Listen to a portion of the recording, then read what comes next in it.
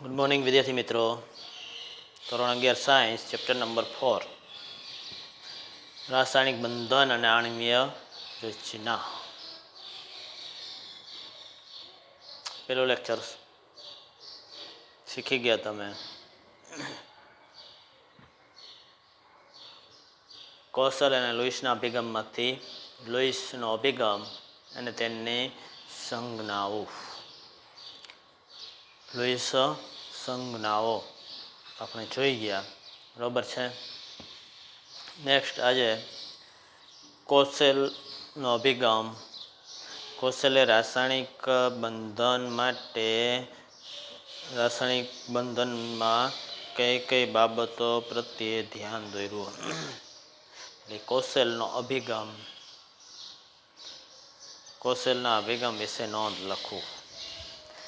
Kossel અને લુઈસના અભિગમ વિશે નોંધ લખે એવું કહેવામાં આવે. કોસેલ અને લુઈસના અભિગમ વિશે નોંધ લખો એવું કહેવામાં આવે. તો અહીંથી ચાલુ થશે. લુઈસનો અભિગમ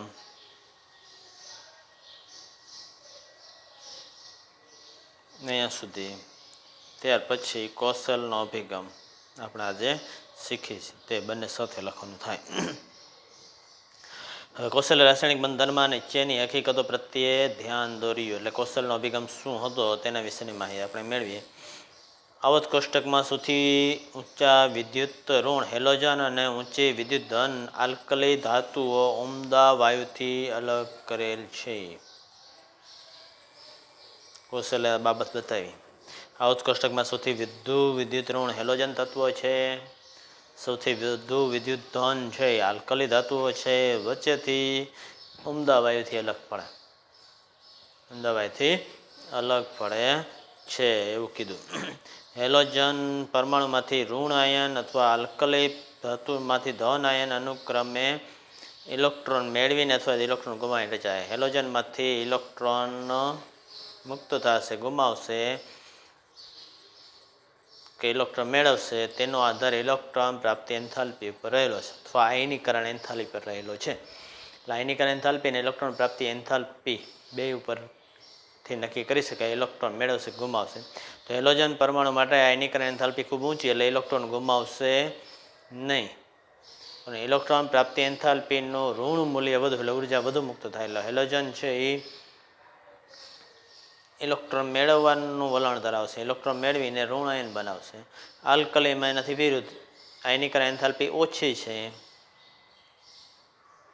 સરળતાથી ઇલેક્ટ્રોન મુક્ત થઈ શકે. ઇલેક્ટ્રોન આપવામાં આવે તો ઇલેક્ટ્રોન પ્રાપ્તિ એન્થાલ્પીનું ઋણ મૂલ્ય ઓછું છે એટલે ઓછી ઉર્જા મુક્ત થાય. એટલે ઇલેક્ટ્રોન ગુમાવવાનું વલણ નથી ધરાવતા.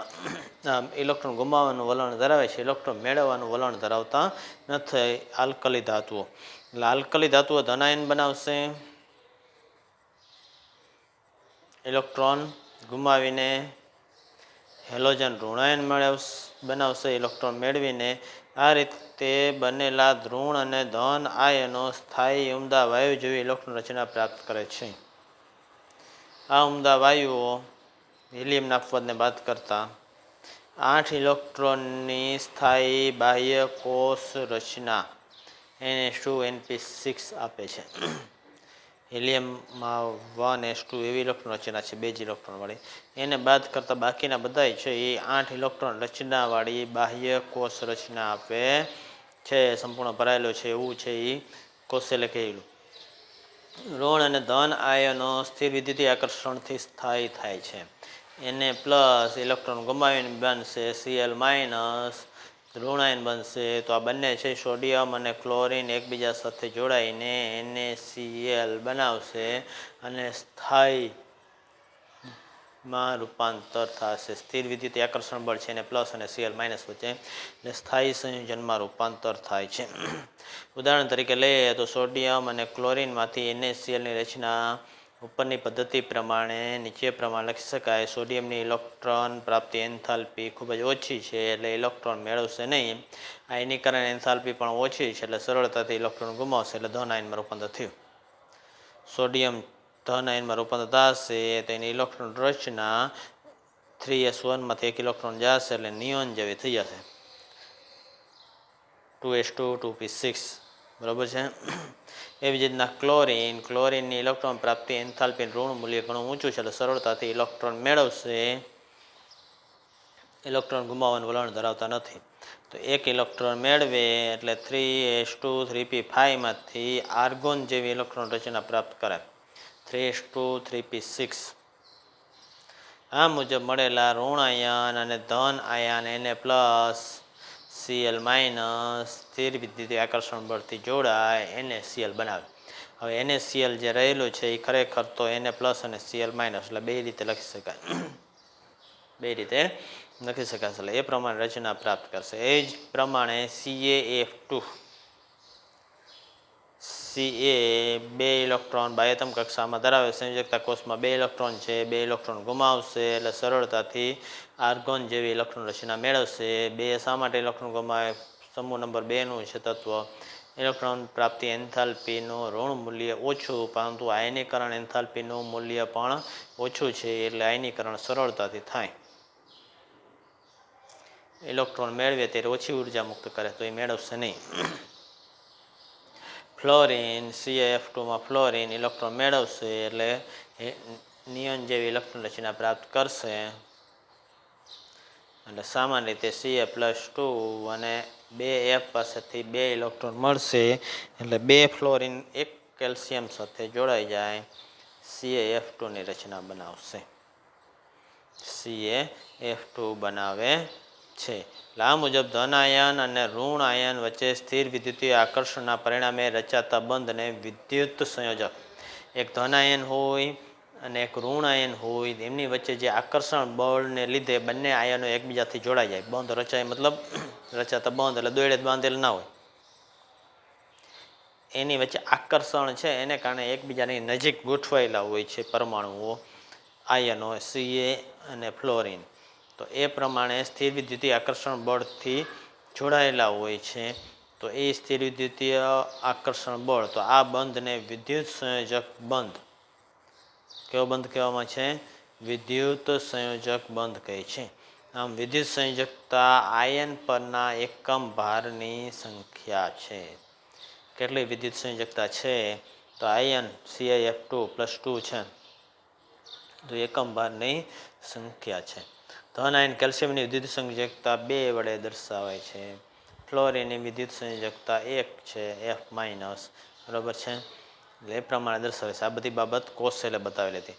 કોશેલે કરેલી અભિધારણાઓ ઇલેક્ટ્રોન હેરફેર વડે આયનની રચનાને અને આયનીય સ્ફટિકમય સંયોજનો અંગેના આધુનિક ખ્યાલ પૂરો પાડે છે. આધુનિક રીતે પણ આ જ પ્રમાણે આયનીય સંયોજન વિશેની માહિતી આ જ પ્રમાણે રહેલી છે. તો એ આયનીય સ્ફટિકમય સંયોજન બનવા માટે આ માહિતી પૂરી પાડે છે. બધા સંયોજનો માટે નથી લાગુ પડતી. તેને બધા માટે કહેલું. આયનીય સંયોજનની સમજણમાં અને પદ્ધતિકરણ માટે કોશેલની અભિધારણાઓ ખૂબ જ મૂલ્યવાન બને છે. તે સાથે સાથે તેમને તે પણ હકીકત પીછાણી કે મોટાભાગના સંયોજનો આ ખ્યાલ સાથે મેળ ધરાવતા નથી. આ ખ્યાલ સાથે બધાય સંયોજનો મેળ ધરાવતા નથી. એટલે આ મુજબની માહિતી છે એ કોશેલે આપેલી હતી જેને કહેવામાં છે કોશેલનો અભિગમ. કોશેલનો અભિગમ વિશે નોંધ લખો તો દરેક બાબત લખવાનું થાય કે અમુક છે એ ઋણ, અમુક છે ધન આયનમાં રૂપાંતર થશે. હેલોજન શા માટે ઋણ આયન બનશે અને આલ્કલી ધાતુ શા માટે ધન આયન બનશે. ધન આયન ને ઋણ આયનમાં રૂપાંતર થાય તો કોના જેવી ઇલેક્ટ્રોન રચના પ્રાપ્ત કરે. ધન આયન ને ઋણ આયન કેવી રીતના એકબીજા સાથે જોડાશે તેના 2 ઉદાહરણ NaCl અને CaF2. આટલી બાબત છે એ કોશેલના અભિગમની અંદર સમાવેશ થાય છે. બરાબર છે. નેક્સ્ટ હવે અષ્ટકનો નિયમ. અષ્ટકનો નિયમ. અષ્ટકનો નિયમ લખો તો કોશેલે અને લુઈસ 1916માં પરમાણુ વચ્ચે રાસાયણિક સંયોગીકરણ અગત્યનો સિદ્ધાંત વિકસાવ્યો જે રાસાયણિક બંધનનો ઇલેક્ટ્રોનિયવાદ છે. ઇલેક્ટ્રોન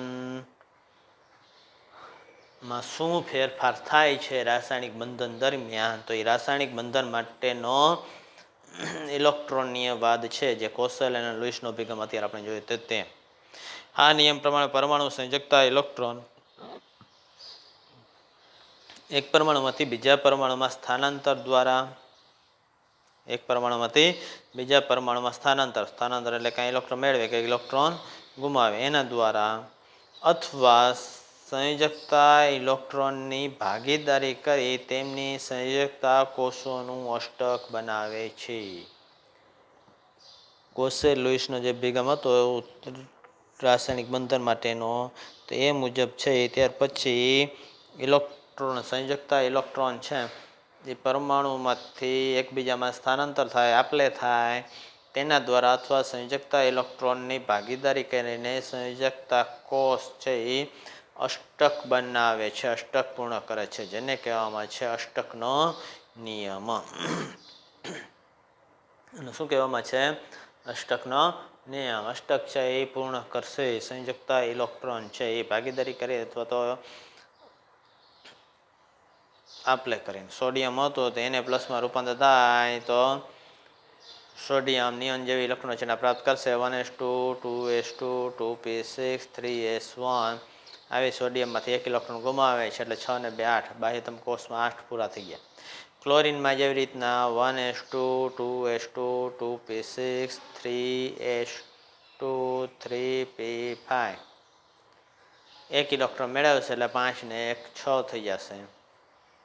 કેટલા ઇલેક્ટ્રોનમાં રૂપાંતર થઈ જશે? 5માં 1 ઉમેરાઈ જશે એટલે 6 થઈ જશે. હવે 6 ને 2 8, અષ્ટક પૂર્ણ થઈ ગયું. એવી રીતના દરેક પરમાણુ ઇલેક્ટ્રોનની આપલે કરી અથવા ઇલેક્ટ્રોનની ભાગીદારી કરીને અષ્ટક રચના પૂર્ણ કરે છે. તો એ ભાગીદારી કરીને કેવી રીતના અષ્ટક રચના પૂર્ણ કરશે તો એના વિશેની માહિતી આપણે જોવાની થાય છે સહસંયોજક બંધની અંદર. કયા બંધની અંદર? સહસંયોજક બંધની અંદર આ માહિતી આપણે મેળવીએ. 1919માં લેંગમ્યુરે 1919માં લુઈસની ધારણામાં સુધારો સૂચવ્યો. 1916માં લુઈસ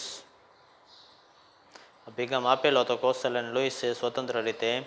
1919ની અંદર આ બાબતમાં સુધારો સૂચવ્યો અને અષ્ટકની સ્થાયી સમઘનીય રચનાને ફગાવી દીધી. કોને? લેંગમ્યુરે. કે અષ્ટક બનાવે છે કોસેલ લુઈસના અભિગમ ઉપરથી આવેલો હતો. હમણાં અષ્ટકનો નિયમ જોયો હતો તો એ અષ્ટકની રચનાને લેંગમ્યુરે ફગાવી દીધી. અષ્ટક હોય તો જ અણુમાં રૂપાંતર થાય એવું નથી હોતું, સ્થાયી રચના પ્રાપ્ત કરે એવું હોતું નથી, એવું લેંગમ્યુરે કીધું. તો સાહેબ અષ્ટકનો નિયમ કાં ભણાવ્યો અમને? અષ્ટકનો નિયમ આપણે શીખી ગયા તો આપણે શું શીખવાની જરૂર છે તેવો પ્રશ્ન થાય. તો અગાઉના વૈજ્ઞાનિકોએ જે માહિતી ક્રમશઃ મેળવેલી હતી જાણવી જરૂરી બને. એટલે એ મુજબ છે. અને એ માહિતી ઉપરથી ઘણી બધી રચનાઓ કે ઘણી બધી સંશોધનીય પ્રવૃત્તિને વેગ મળેલો છે. એટલા માટે એવી જે માહિતી છે એના વિશે માહિતી આપણે ભણ્યા છે. સહસંયોજક બંધ. તો લેંગમ્યુરે 1919માં લુઈસની ધારણામાં સુધારો સૂચવ્યો અને અષ્ટકની સ્થાયી સમઘનીય રચનાને ફગાવી દીધી. લુઈસમાં જે સમઘનીય રચના હતી અને અષ્ટક રચના હતી બંને, તેને બદલે સહસંયોજક બંધ પર્યાય દાખલ કર્યો. એને બદલે કેવો પર્યાય દાખલ કર્યો? કયો શબ્દ? સહસંયોજક બંધ, કોવેલેન્ટ બોન્ડ એવો શબ્દ છે દાખલ કર્યો. લુઈસ લેંગમ્યુર સિદ્ધાંત ક્લોરીનની અણુની રચનાથી સમજી શકાય. દાખલા તરીકે Ne નિયોન 3s2 3p5 એવી ઇલેક્ટ્રોન રચના ક્લોરીનની છે. આવી ઇલેક્ટ્રોન ધરાવતા ક્લોરીન પરમાણુ આર્ગોન કરતાં 1 ઇલેક્ટ્રોન ઓછો ધરાવે છે. આમાં 1 ઇલેક્ટ્રોન ઉમેરાઈ જાય રચનામાં એટલે આર્ગોન જેવી થઈ જશે. બરાબર છે? તો આર્ગોન કરતાં 1 ઇલેક્ટ્રોન ઓછો ધરાવે છે. તો Cl2 અણુની રચના એ રીતે સમજી શકાય કે દરેક ક્લોરીન પરમાણુ ઇલેક્ટ્રોન યુગ્મની ભાગીદારી કરે છે. Cl2 અણુની રચના થાય છે, ક્લોરીન ઇલેક્ટ્રોનની આપલે કરતા નથી, આને એક ઇલેક્ટ્રોન ખૂટે છે ક્લોરિન, તો બીજો ક્લોરિન છે તો એને એક ઇલેક્ટ્રોન ખૂટે છે, તો હવે બે એક બીજા સાથે છે ઇલેક્ટ્રોનની આપલે નથી કરતા, આપે તો બીજા ક્લોરિનમાં ઘટી જાય, પેલા ક્લોરિનમાં અષ્ટક પૂર્ણ થાય, તો અહીં આપલે થતી નથી. તો શું થાય છે અષ્ટક પૂર્ણ કરવા માટે, તો એના માટે છે એ કક્ષા પૂર્ણ કરવા માટે શું થતું જોવા મળે છે, તો દરેક ક્લોરિન પરમાણુ એક એક ઇલેક્ટ્રોન આપીને સહિયારી જોડ બનાવે છે. શું કરે છે? સહિયારી જોડ, ભાગીદારી કરે છે એક એક ઇલેક્ટ્રોનની, અથવા જરૂર હોય એટલા ઇલેક્ટ્રોનની જે તે પરમાણુ માટે. અત્યારે ક્લોરિન છે એ એક એક ઇલેક્ટ્રોનની ભાગીદારી કરે છે.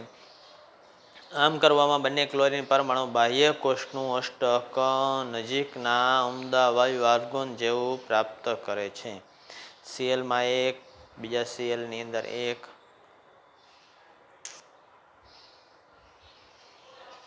બાહ્યતમ કક્ષામાં ઇલેક્ટ્રોન ઘટે છે, બીજા સીએલમાં પણ બાહ્યતમ કક્ષામાં એક ઇલેક્ટ્રોન ઘટે છે.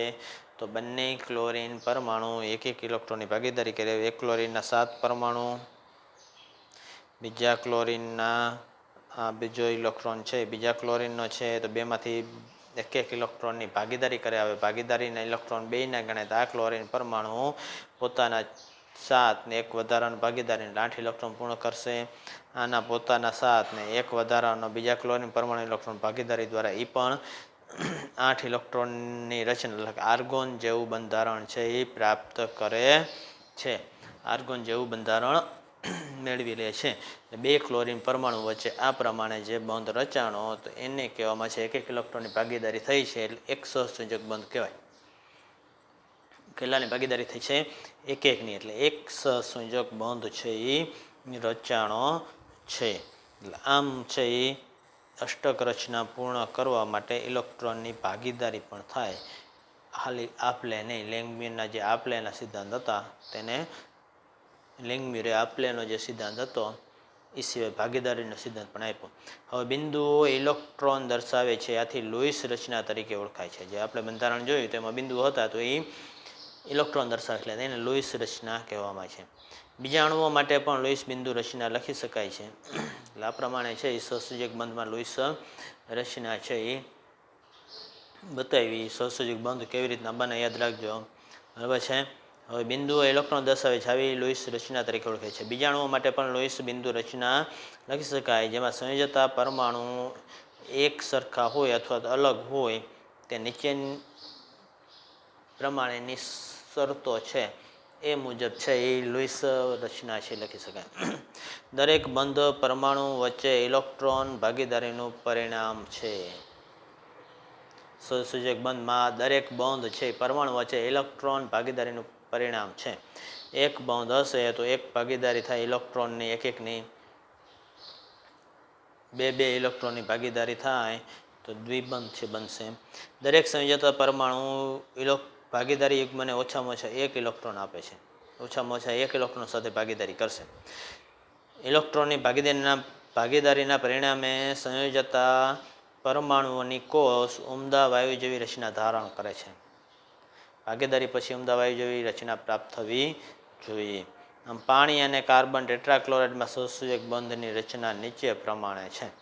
પાણીમાં જોઈએ ને કાર્બન ટેટ્રાક્લોરાઇડમાં, પાણીમાં ઓક્સિજનની બાહ્યતમ કક્ષામાં 6 ઇલેક્ટ્રોન છે. 2, 2, 4 ને 5 ને 6. હાઇડ્રોજન માટે બાહ્યતમ કક્ષામાં 1 ઇલેક્ટ્રોન છે. આ એક ટપકું બતાવ્યું તે. બીજા હાઇડ્રોજન પાસે 1 ઇલેક્ટ્રોન છે. બરાબર છે. હવે હાઇડ્રોજનમાં બાહ્યતમ કક્ષા પૂર્ણ કરવા 1s એવી ઇલેક્ટ્રોન રચના છે. પૂર્ણ કરવા માટે 2 ઇલેક્ટ્રોન જરૂર પડે. એક તો છે અને વધારાના 1 ઇલેક્ટ્રોનની જરૂર પડશે. બરાબર છે. તો 1 ઇલેક્ટ્રોન માટે ઓક્સિજનના 1 ઇલેક્ટ્રોન સાથે ભાગીદારી કરશે. બીજા હાઇડ્રોજનમાં પણ 2 ઇલેક્ટ્રોન પૂરા કરવા પડે તો બીજા 1 ઇલેક્ટ્રોન સાથે ઓક્સિજનના બીજા 1 ઇલેક્ટ્રોન સાથે હાઇડ્રોજન ભાગીદારી કરે. એટલે હાઇડ્રોજન માટે આ બાહ્યતમ કક્ષા પૂર્ણ થઈ ગઈ 2 ઇલેક્ટ્રોન વાળી. હાઇડ્રોજન માટે પણ બાહ્યતમ કક્ષા પૂર્ણ થઈ ગઈ. ઓક્સિજન માટે 6 હતા, 2 હાઇડ્રોજન પાસે 1 ઇલેક્ટ્રોનની ભાગીદારી કરી એટલે 6 ને 2 8 આવી ગયા. જો થઈ ગયા 8 ઇલેક્ટ્રોન. એટલે આ પરિણામે H2O નો અણુ છે એ બનશે. હાઇડ્રોજન એક ઓક્સિજનના ઇલેક્ટ્રોન સાથે, બીજો હાઇડ્રોજન છે, બીજા એક ઓક્સિજનના 2 ઇલેક્ટ્રોન આવ્યા, બે બાજુ 1 1 હાઇડ્રોજન સાથે. એમાં ઓક્સિજનના 2 ઇલેક્ટ્રોન ભાગીદારી કરે, હાઇડ્રોજનનો 1 ઇલેક્ટ્રોન, એટલે આ પ્રમાણે 2 બંધ બન્યા OH વચ્ચેના, એટલે H2Oનો અણુ છે એ રૂપાંતર થયું. એવી રીતના CCl4 કાર્બનમાં 4 ઇલેક્ટ્રોન છે બાહ્યતમ કક્ષામાં, 1s2 2s2 2p2, એટલે કાર્બન પાસે 1 2 3 અને 4 ઇલેક્ટ્રોન છે. ક્લોરીન પાસે બાહ્યતમ કક્ષામાં 7 ઇલેક્ટ્રોન છે. તો એ 7 માટે છે એ ક્લોરીનને 1 ઇલેક્ટ્રોનની ઘટ છે. તો કાર્બનના 1 ઇલેક્ટ્રોન સાથે ભાગીદારી કરશે. પોતાને 1 ઘટ છે એટલે પોતાનો 1 જ ઇલેક્ટ્રોન આપશે ભાગીદારીમાં. દરેક ક્લોરીન છે 1 ઇલેક્ટ્રોનની ભાગીદારી કરે. પછી 1 ક્લોરીન છે 1 ઇલેક્ટ્રોનની ભાગીદારી કરી કાર્બન સાથે, તો CCl બંધ બનાવે. બીજો ક્લોરીન છે બીજા 1 ઇલેક્ટ્રોનની ભાગીદારી કરે, તો એ જ કાર્બન છે તો એ કાર્બનમાં 4 ઇલેક્ટ્રોન બાહ્યતમ કક્ષામાં છે. તો હવે કેટલા ખૂટે છે ઇલેક્ટ્રોન? તો 4 ઇલેક્ટ્રોન ખૂટે છે. તો પોતાના 4 ઇલેક્ટ્રોનની ભાગીદારી કરશે. બાહ્યતમ કક્ષામાં જે 1 ઇલેક્ટ્રોન છે એ બીજા કોઈ પણ પરમાણુના 1 ઇલેક્ટ્રોન સાથે ભાગીદારી કરી શકે, અથવા 4 સાથે ભાગીદારી કરી શકે, અથવા 3 સાથે કરે, 2 સાથે કરે. અત્યારે સામે પરમાણુ 1 ભાગીદારી કરે એવો મળ્યો છે, તો 1-1ની ભાગીદારી કરશે, એટલે 1 બંધ બન્યો, બીજો બંધ બન્યો, 1ની ભાગીદારી કરે ક્લોરીન સાથે, ત્રીજો બંધ બન્યો, ચોથા 1ની ભાગીદારી સાથે ચોથો ક્લોરીનનો બંધ બને. આમ કાર્બનનો પોતાને 4 ઇલેક્ટ્રોન છે ભાગીદારીમાં આવશે. કાર્બન પોતે છે કેટલા ઇલેક્ટ્રોન આવશે? 4 ઇલેક્ટ્રોન ભાગીદારીમાં આવશે. જ્યારે ક્લોરીન જે 1-1 ભાગીદારી કરશે એટલે 4 બંધ બનાવશે. કાર્બન છે એ દરેક ક્લોરીન સાથે જોડાઈને, બરાબર છે. 4 ક્લોરીન પરમાણુને 1 કાર્બન પરમાણુ દરેક ઇલેક્ટ્રોનથી અષ્ટક રચે છે. એટલે આ મુજબ છે એ H2O અને CCl4નું બંધારણ જોયું. કાર્બન ટેટ્રાક્લોરાઇડ કહેવાય CCl4. આમ જ્યારે 2 પરમાણુ 1-1 ઇલેક્ટ્રોનની ભાગીદારી કરીને યુગ્મ રચે છે તેને સહસંયોજક બંધથી જોડાયેલ કહેવાય છે. એટલે કાર્બન છે 4 સહસંયોજક બંધ બનાવશે. કેટલા સહસંયોજક બંધ બનાવશે? 4. એટલે 4 સહસંયોજક બંધ છે એ બનાવીને CCl4નો અણુ છે એ રચે છે. ઘણા અણુઓ પરમાણુ વચ્ચે આપણને બહુબંધ જોવા મળે છે. આ બહુબંધની રચના એમ દર્શાવે છે કે 2 પરમાણુ વચ્ચે એક કરતાં વધારે ઇલેક્ટ્રોન યુગ્મ છે. ભાગીદારીમાં 1થી વધુ ઇલેક્ટ્રોન છે તો બહુબંધ છે એ રચશે. જો પરમાણુ ઇલેક્ટ્રોનના 2 યુગ્મની ભાગીદારી કરે તો તેમની વચ્ચે રચાતા સહસંયોજક બંધ. પરમાણુ છે એ 2 ઇલેક્ટ્રોનના 2 યુગ્મોની ભાગીદારી કરે તો તેમની વચ્ચે રચાતા સહસંયોજક બંધને દ્વિબંધ કહેવામાં આવે છે. એની વચ્ચે જે બંધ બનશે એને શું કહેવામાં આવે છે? દ્વિબંધ કહેવામાં આવે છે. ઉદાહરણ તરીકે લઈએ તો કાર્બન ડાયોક્સાઇડના અણુમાં કાર્બન અને ઓક્સિજન પરમાણુ વચ્ચે 2 ઇલેક્ટ્રોનની ભાગીદારી થાય છે એટલે દ્વિબંધ મળશે. એ જ પ્રમાણે ઇથિન અણુમાં 2 કાર્બન પરમાણુ દ્વિબંધથી જોડાયેલા હોય છે. કાર્બન ડાયોક્સાઇડ કાર્બનમાં 4 ઇલેક્ટ્રોન બાહ્યતમ કક્ષામાં છે, 1 2 3 4. ઓક્સિજનમાં બાહ્યતમ કક્ષામાં કેટલા ઇલેક્ટ્રોન છે? 6. 2 2 4 ને 2 6. એટલે ઓક્સિજનને 2 ઇલેક્ટ્રોનની ઘટ છે એટલે કાર્બનના 2 ઇલેક્ટ્રોન સાથે ભાગીદારી કરે છે. કાર્બનમાં 4 ઇલેક્ટ્રોનની ઘટ છે પણ 4 ઇલેક્ટ્રોન આપી શકે સામે પરમાણુ, તો એવો કોઈ અત્યારે હાજર નથી. તો 2 ઇલેક્ટ્રોન એક ઓક્સિજન સાથે બીજા 2 ઇલેક્ટ્રોનની બીજા ઓક્સિજન સાથે ભાગીદારી કરે એટલે કાર્બન અને ઓક્સિજન વચ્ચે દ્વિબંધ રચાય છે. કાર્બન અને ઓક્સિજન વચ્ચે કેવો બંધ રચાણો? દ્વિબંધની રચના થઈ. આ 2 બંધ અને 2 બંધ. 2 બંધ કેવી રીતના? તો 1 ઇલેક્ટ્રોન યુગ્મની ભાગીદારીથી એક, બીજાની મદદથી બીજો બંધ.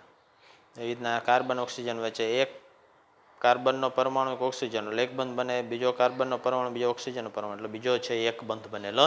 છેલ્લે આમ CO2માં દ્વિબંધ રચાણા ઓક્સિજન સાથે દરેક ઓક્સિજન સાથે દ્વિબંધ રચના. એવી જ રીતના ઇથિનનો અણુ છે. ઇથિન નામ સાંભળી ગયા છો આગળ.